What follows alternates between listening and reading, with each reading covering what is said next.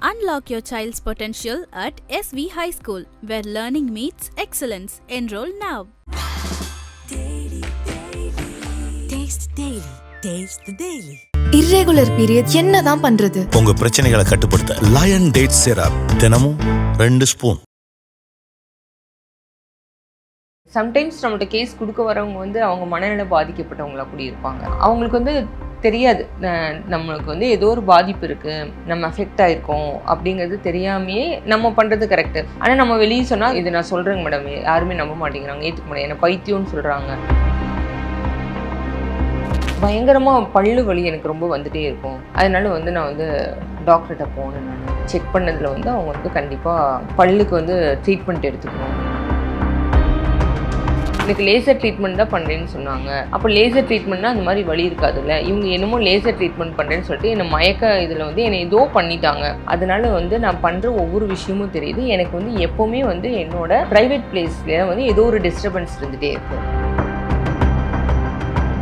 பார்க்குற மூவிஸ் அந்த மாதிரிலாம் பார்த்தீங்கன்னா, இப்போ ரீசெண்டாக ஒரு இது பார்த்ததுல வந்து பக்கெல்லாம் வந்து இந்த பல்லில் வைக்கிறது, சின்ன சின்ன அந்த மாதிரி இதெல்லாம் டிவைஸ் அந்த மாதிரி இதெல்லாம் பார்த்துருக்காங்க. ஸோ அதோட எல்லாம் நிறைய விஷயங்களை ரிலேட் பண்ணி அவங்க வந்து இதோட கனெக்ட் பண்ணிட்டாங்க. ஸோ மொத்தத்தில் வந்து அவங்க வந்து உண்மையாலுமே மென்டலி அஃபெக்ட் ஆகிருக்காங்க அப்படிங்கிறது தெரிஞ்சிச்சு.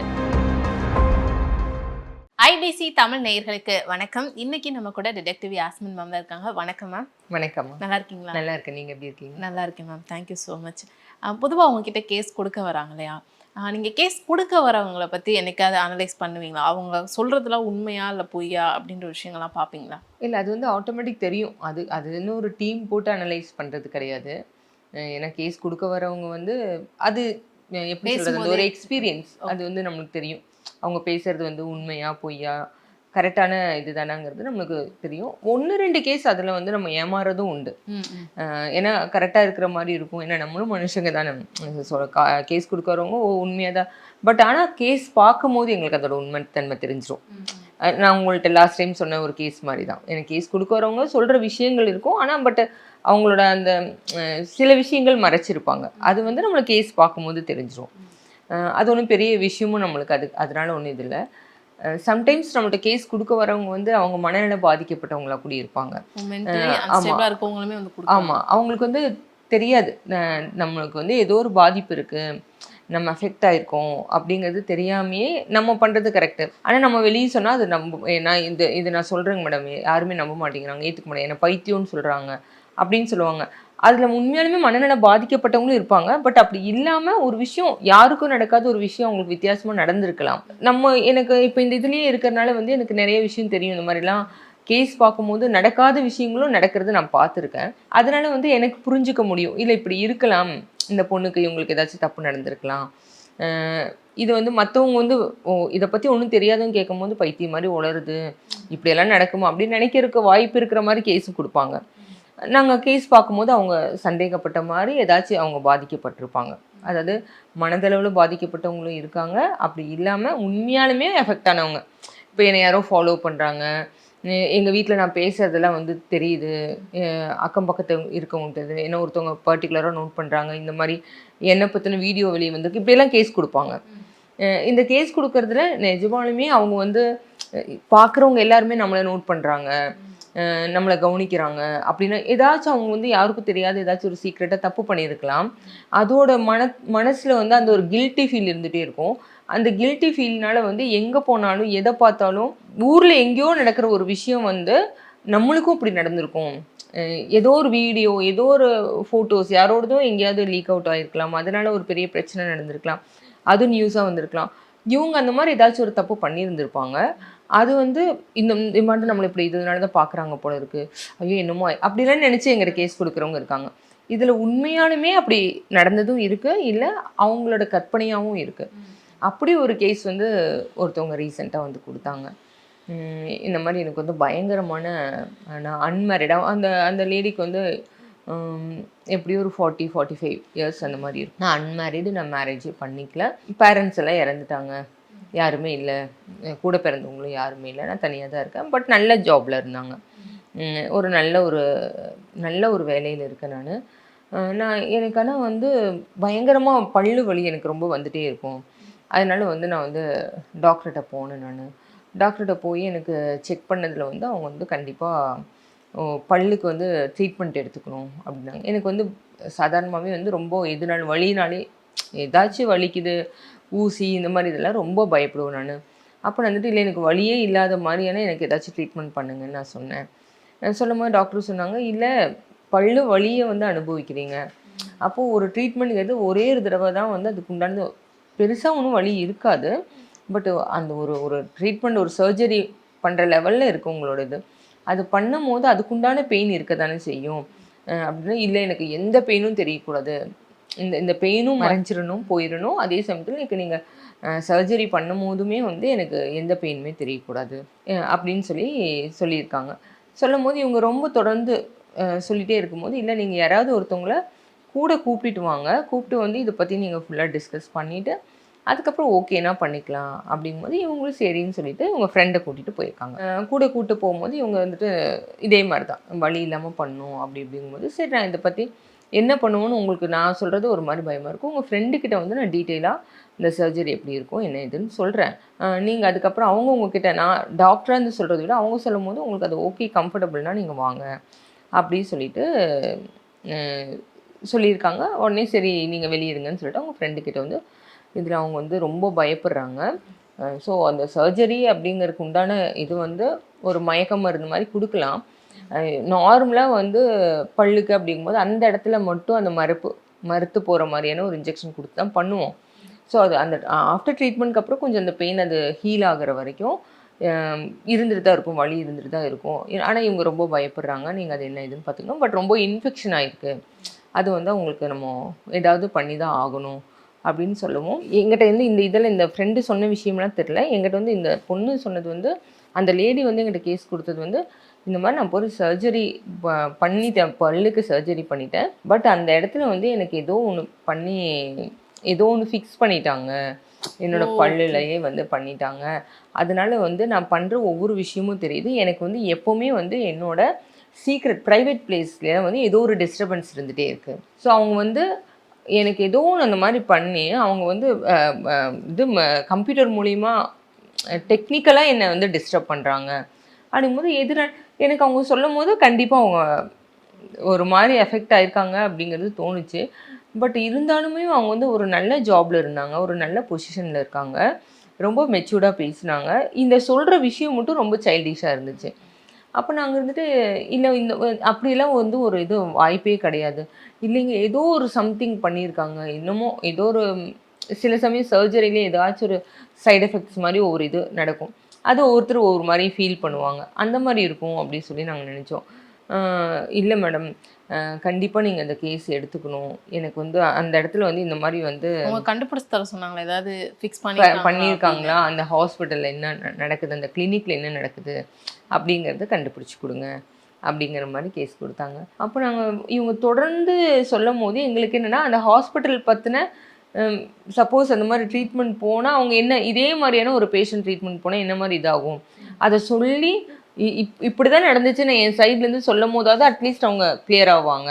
என்னை எடுத்ததுமே எங்கிட்ட கேஸ் கொடுக்க வரவங்க கிட்ட வந்து இல்லை நீங்கள் வந்து ஒரு சைக்காட்ரிஸ்ட் போய் பாருங்க அப்படின்னு சொல்ல முடியாது. அது உண்மை இருக்கா பொய்யான்னு சொல்லி தெரியாமல் சிலது அப்படியே டிரான்ஸ்பரண்ட்டாக தெரியும், தெரிஞ்சாலுமே அவங்கக்கிட்ட சொல்கிறது ஏன்னா ஏதோ ஒன்று எதிர்பார்த்து என்னை நம்பி வராங்க. ஸோ அது எப்படி அவங்கள சரி பண்ணுறது அப்படிங்கிற மாதிரியான முடிஞ்ச வரைக்கும் முயற்சி பண்ணணுன்னு தான் நினைப்பேன். அப்போ நான் வந்துட்டு சரி ஓகே நான் இந்த கேஸ் எடுத்துக்கிறேன், பட் வந்து நீங்கள் உங்கள் அந்த இதுக்கு போகும்போது உங்கள் ஃப்ரெண்டோட போனேன்னு சொன்னீங்க இல்லையா, அவங்களே கூட்டிகிட்டு வாங்க அப்படின்னு சொல்லிட்டு சொன்னேன். அவங்களுமே வந்து இந்த கேஸோட இது ஃபுல்லாக அவங்க கூடவே இருந்திருக்காங்களா, அவங்க சொல்லட்டும் அப்படிங்கும்போது சரி சொல்லிட்டு அவங்க ஃப்ரெண்டை கூட்டிகிட்டு வந்தாங்க. கூட்டிகிட்டு வந்து இந்த மாதிரி இப்படி போனது, ட்ரீட்மெண்ட் போனது இதெல்லாமே வந்து அவங்களுமே மேலோட்டமாக தான் சொன்னாங்க, அவங்களும் டீப்பாக சொல்லலை. ஏன்னா அவங்க என்ன சொல்லி கூப்பிட்டு வந்தாங்கன்னு சொல்லி தெரியல. இந்த மாதிரி ஆமாங்க இப்படி கேஸ் இப்படி நாங்கள் போனோம், அதுக்கப்புறமே வந்து ரொம்ப டிஸ்டர்ப் ஆகுறா, அந்த சர்ஜரிக்கு அப்புறமே ரொம்ப டிஸ்டர்ப் ஆகுறா. இவங்க இந்த லேடி சொன்னது என்னென்னா எனக்கு வந்து லேசர் வந்து பண்ணி தான் சர்ஜரி பண்ணுறேன்னு சொன்னாங்க அப்படின்னு. அப்போ எனக்கு தெரிஞ்சுமே வந்து லேசர் அப்படிங்கிற ஒரு விஷயம் வந்து பல்லுக்கு இல்லைங்கிற மாதிரி தான் நான் தெரிஞ்ச வரைக்கும்.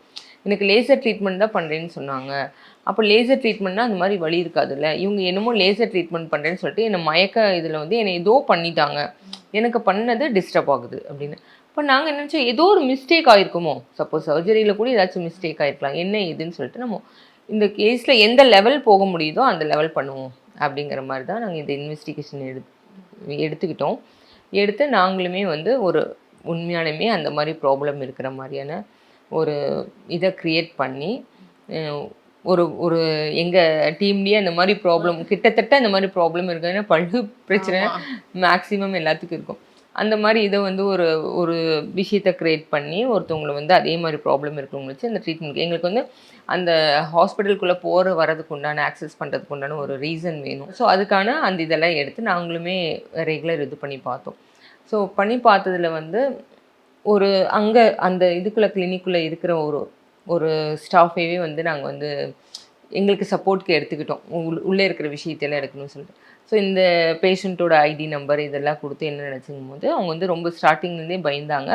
ஸோ லேசர் அப்படிங்கிற வந்து ஒரு ட்ரீட்மெண்ட் கிடையவே கிடையாது, பல்லில் இல்லவே இல்லை.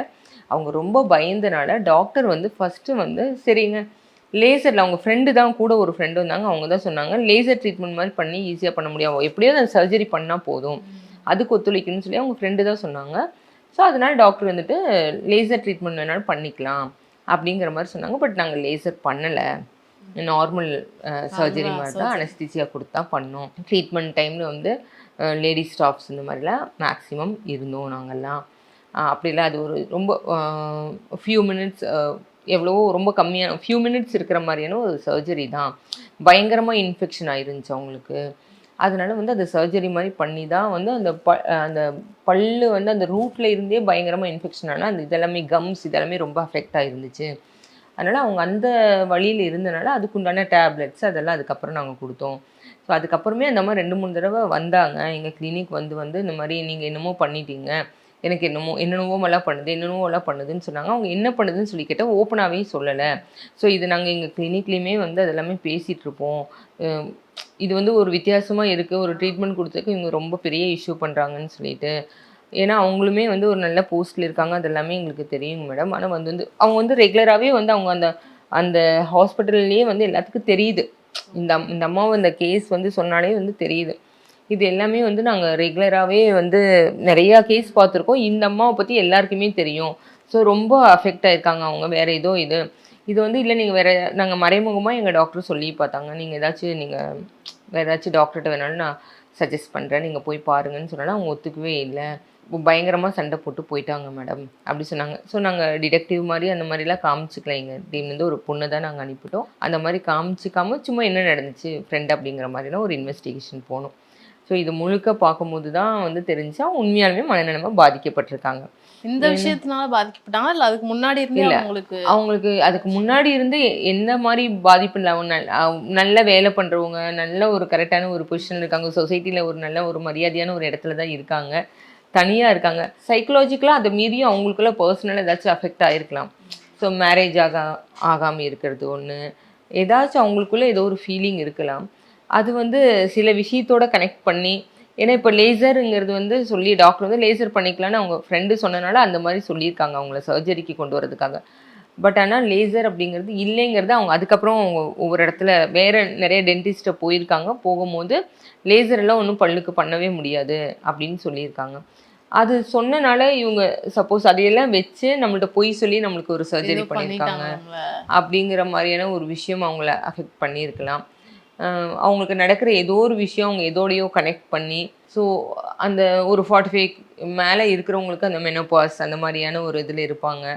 ஸோ நிறையா ப்ராப்ளம் இருக்கும் இல்லையா, மூட் ஸ்விங் வரும், நிறையா இது வரும், ஸ்ட்ரெஸ் அந்த மாதிரி இருக்கும். ஸோ அதோட எல்லாம் நிறைய விஷயங்களை ரிலேட் பண்ணி அவங்க வந்து இதோட கனெக்ட் பண்ணிட்டாங்க.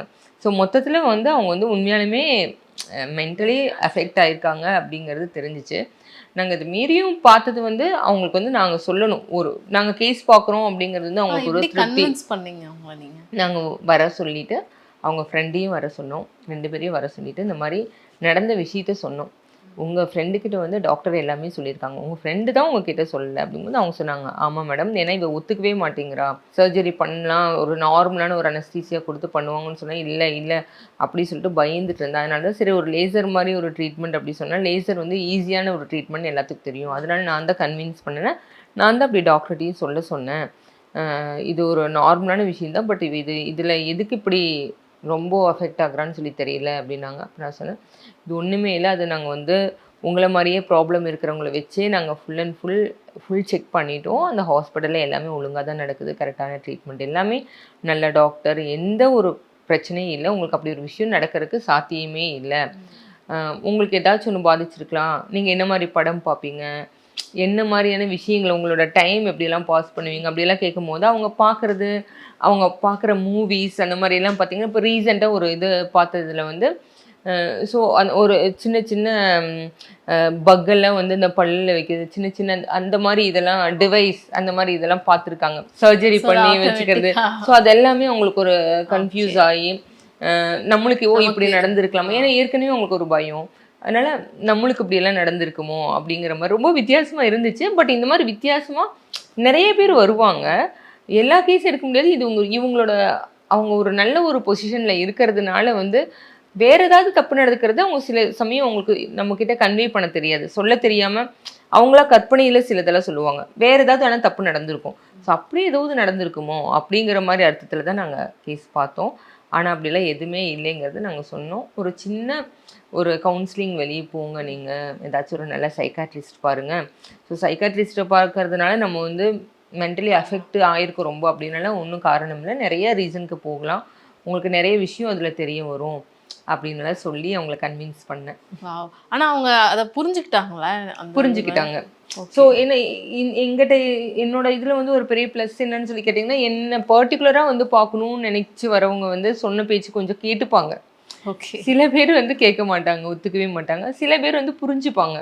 ஸோ நம்ம அந்த சொல்கிற விதத்தில் சொல்லும் போது சிலது புரிஞ்சுப்பாங்க, அவங்க ஒத்துக்கிட்டு போக ஆரம்பித்தாங்க. நீங்கள் அந்த கேஸ் முடிச்சதுக்கப்புறம் அந்த ஃபாலோ பண்ணுறது அதெல்லாம் இருக்கு இல்லை, அவங்க கூப்பிட்டாங்க, ஒரு 2-3 தடவை கூப்பிட்டாங்க. நான் யாரையுமே ஃபாலோ பண்ண மாட்டேன், அவங்க விருப்பம் இல்லாமல் அவங்களாம் தேவைப்பட்டு நீங்கள் அடிக்கடி ஃபோன் பண்ணுங்கள் மேடம் சொன்னாலுமே உங்களுக்கு என்ன அவசியம்னாலும் எந்த நேரம்னாலும் கூப்பிடுங்க. ஏன்னா ஒன்ஸ் எங்கள்கிட்ட கிளைண்ட்டாக வந்துட்டாங்க அப்படிங்கும்போது என்னோட அப்ரோச் அவங்களுக்கு கன்வீனியண்ட்டாக இருக்குது, எங்கிட்ட பேசுகிறது அவங்களுக்கு ஒரு கன்வீனியண்ட்டாக இருக்குது, அதில் கொஞ்சம் ரிலீஃப் கிடைக்கிது அப்படிங்கும்போது அவங்களுக்காக நான் நேரம் ஒதுக்குறது உண்டு. அவங்க வந்து 2-3 தடவை அதுக்கப்புறம் கூப்பிட்டு இந்த மாதிரி நான் ஒரு ஃபஸ்ட்டு செஷன் போனேன், எனக்கு கொஞ்சம் பெட்டராக ஃபீல் ஆச்சு, இப்போ ஓரளவுக்கு செகண்ட் செஷனில் இந்த லெவலில் வந்திருக்கேன், ஓகேவாக இருக்குது. ஸோ டேப்லெட்ஸ் எல்லாம் எனக்கு எதுவும் வேண்டானாங்க. மேடம் பேசுகிறது வேறு ஒரு இடத்துல நான் சொன்னேன் இல்லைங்களா, அவங்க சைக்காட்ரிஸ்ட்டை போயிருக்காங்களா, அது எனக்கு பெட்டராக ஃபீல் ஆச்சு அப்படின்னால வந்து அதை பற்றி டிஸ்கஸ் பண்ணாங்க. இப்போ மேடம் அதாவது வந்து இப்போ நார்மலாக வந்து கேஸ் கொடுக்குறாங்க அப்படின்னா அவங்கள கன்வின்ஸ் பண்ணுறதை விட இப்படி இருக்கவங்களை கன்வின்ஸ் பண்ணுறது உங்களுக்கு ரொம்ப ஒரு டஃப்பான ஜாபாக இருக்கும், அவங்கள புரிய வைக்கிறது அப்படின்ற ஒரு விஷயம் ரொம்பவே வித்தியாசமாக. ஆனால் எல்லாருமே அதை ஒத்துக்க மாட்டாங்க, உண்மையாலுமே அஃபெக்ட் ஆனவங்க வந்து நிறைய பேர் ஒத்துக்க மாட்டாங்க. பட் ஒத்துக்கிட்டாங்கன்னா ஈஸி, அவங்களோட ப்ராப்ளத்தையும் நம்ம சால்வ் பண்ண மாதிரி இருக்கும். நம்ம வெறுமனே டிடெக்ட் பண்ணுறதை தாண்டி வந்து அவங்களுக்கு இருக்கிற மன ரீதியான பிரச்சனையும் நம்ம ஏதோ ஒரு வகையில் சால்வ் பண்ணுறோம் அப்படிங்கிறது ஒரு சாட்டிஸ்ஃபைடாக இருக்கும். ஸோ இந்த ஒரு ஸ்டோரி ரொம்பவே வித்தியாசமாக இருந்துச்சு கேட்கும் போதே. அதாவது மனநலம் பாதிக்கப்பட்டவங்க அவங்களுக்கே ஏதோ பிரச்சனைன்னு தானாக யோசிச்சுட்டு வந்து கேஸ் கொடுத்தது. நிறைய விஷயங்கள் நீங்கள் இது மூலமாக நீங்கள் ஏதாவது லேர்ன் பண்ணதெல்லாம் இருக்குமா? கண்டிப்பாக ஒவ்வொரு இதுலேயும் ஒரு லேர்னிங் இருக்கும். ஏன்னா நான் இந்த ஃபீல்டுக்கு வர்றதுக்கு முன்னாடியெல்லாம் வந்து நிறைய படங்கள் பார்த்து நிறைய கதைகள் படிக்கிறது, எங்கெங்கேயோ நம்ம கேட்குற விஷயங்கள்லாம் இப்படிலாம் நடக்குமா, இது இப்படியெல்லாம் பண்ண முடியும் அப்படிலாம் நான் நிறைய யோசிச்சிருக்கேன். பட் நான் ரியலாக வந்து கேஸ் பார்க்க ஆரம்பிக்கும் போது அப்போ தான் தெரியும் எல்லாமே நடக்கும், எந்த மாதிரி வேணாலும் மனுஷங்களுக்கு ஒவ்வொருத்தருக்கும் ஒவ்வொரு விதமான குறைகள் இருக்கும், ப்ராப்ளம் இருக்கும். ஸோ ஒவ்வொருத்தரும் ஒரு விஷயத்த நம்ம பார்க்குற பார்வையிலே எல்லாரும் பார்க்க மாட்டாங்க. நிறைய பேருக்கு நிறைய விஷயங்கள் வேறு வேறு விதத்தில் பார்ப்பாங்க, அது எப்படி அவங்களுக்கு அஃபெக்ட் ஆகும் அப்படிங்கிற விஷயம்லாம் நிறைய லேர்ன் பண்ணியிருக்கேன். மனுஷங்களை வந்து எல்லாத்தையுமே வந்து நம்ம சாதாரணமாக ஒரே பார்வையிலேயே பார்க்க முடியாது, ஒரே விஷயத்தையே எல்லாருமே ஒரே மாதிரி அணுக மாட்டாங்க, வேறு வேறு விதமாக அவங்கவுங்களுக்கு நடக்கிற பிரச்சனைகளையே வந்து ஒவ்வொருத்தரும் ஒவ்வொரு விதமாக ஹேண்டில் பண்ணுவாங்க அப்படிங்கிறதெல்லாம் நிறையா லேர்ன் பண்ணிக்கிற மாதிரி. ஓகே மேம், நிறைய விஷயங்கள் பகிர்ந்துக்கிட்டீங்க, ரொம்ப நன்றி. நன்றிம்மா. Unlock your child's potential at SV High School, where learning meets excellence. Enroll now. Taste the Daily. Irregular periods என்னதான் பண்றது? உங்க பிரச்சனைகளை கட்டுப்படுத்த லயன் டேட் சிரப் தினமும் 2 ஸ்பூன்.